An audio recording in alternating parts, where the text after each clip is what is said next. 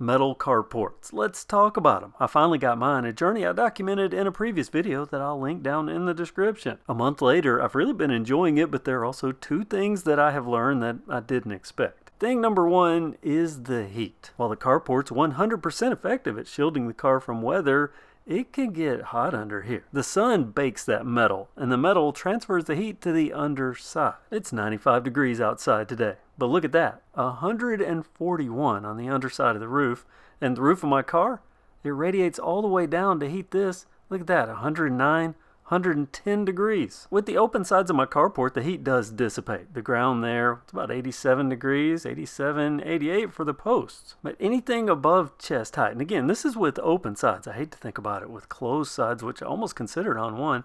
A cloud going over 140 degrees, my car roof's still 111. So if I was planning on hanging out under this, head height is, well, it's just uncomfortable. Now, it's not so much heat that I can't touch or even hold my hand on the metal. It's warm, but it's not baking hot. But still, if I was hanging out under here, head height, then I work under here a lot. But down this low, you don't notice the heat. The open sides allow free airflow. So think about that. If you're considering one of these, if it's just a carport, no problem. The heat can radiate down. It's not going to harm the car. But if you're going to work under this or hang out under it, it could possibly be a little different than what you might have envisioned. This second thing. Now, I have a vertical roof. They're stronger. They drain water better, at least in my opinion. Comes off the sides rather than the ends. But a vertical roof has a boxed eave. It looks good. But on the inside, that boxing is open.